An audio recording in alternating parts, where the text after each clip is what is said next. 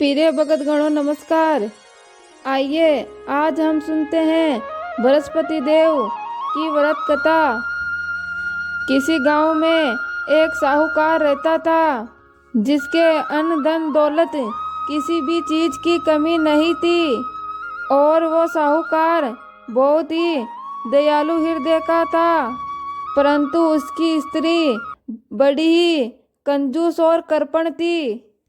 कभी किसी भिक्षार्थी को कुछ भी दान में नहीं देती थी और सारे दिन अपने घर में ही लगी रहती थी। एक बार की बात है, एक समय साधु महात्मा बृहस्पतिवार के दिन उसके द्वार पर आए और भिक्षा की याचना करने लगे।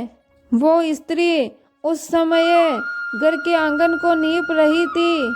इस कारण वो साधु महाराज से कहने लगी, महाराज इस समय तो मैं घर लीप रही हूँ, आपको मैं कुछ नहीं दे सकती, फिर किसी समय आ जाइएगा।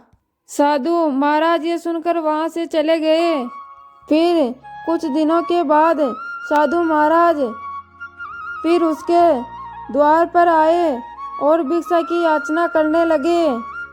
साहूकारनी उस समय अपने बच्चों को खाना खिला रही थी। महाराज मैं क्या करूं, मुझे तो काम से फुर्सत ही नहीं है, मैं आपको भिक्षा नहीं दे सकती। फिर से वो साधु महाराज उसके द्वार से खाली हाथ ही लौट गए। तीसरी बार जब साधु महाराज उसके द्वार पर आए, साहूकारनी ने फिर से उनको उसी तरह बातों में टालना चाह रही थी और कहने लगी, साधु महाराज मैं क्या करूं, मुझे तो समय ही नहीं मिलता, इसलिए मैं आपको भिक्षा नहीं दे सकती। परंतु इस बार महात्मा जी कहने लगे, यदि तुमको हर समय का अवकाश मिल जाए तब तो मुझे भिक्षा दे दोगी।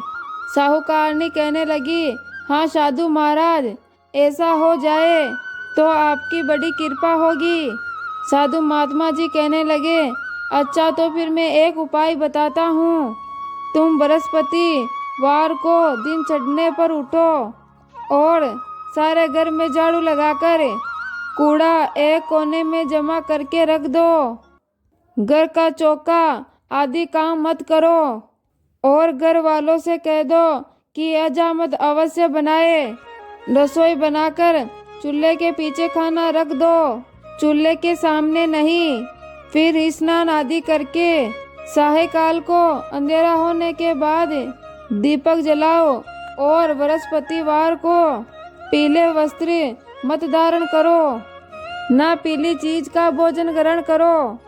यदि तुम ऐसा करोगी तो तुम्हें घर का कोई काम नहीं करना पड़ेगा, तुम्हें अवकाश ही अवकाश हो जाएगा। साहूकारनी ने ऐसा ही किया। वो हर बृहस्पतिवार को ऐसा ही करने लगी।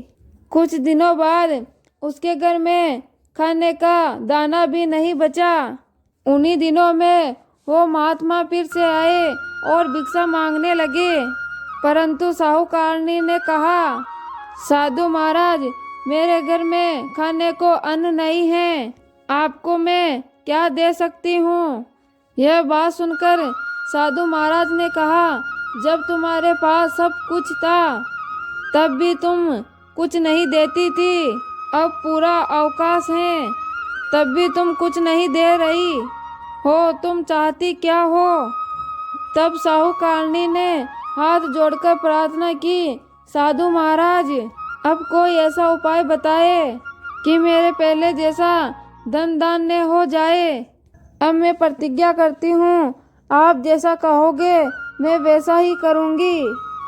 यह बात सुनकर महात्मा जी ने कहा, बृहस्पतिवार को प्रातः काल उठकर स्नान आदि करके घर को गाय के गोबर से नीपना और अपने घर के पुरुष से हजामत ना बनाए।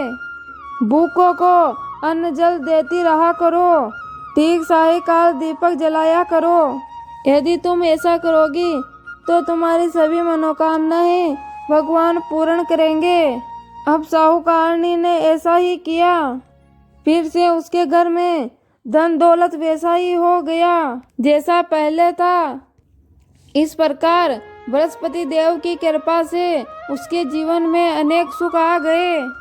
तो प्रिय भगत गणों, कैसी लगी आपको आज की हमारी बृहस्पति देव की कहानी? हमें कमेंट बॉक्स में लिखकर ज़रूर बताएं और साथ ही साथ हमारे इस YouTube चैनल को सब्सक्राइब कर लीजिएगा। धन्यवाद।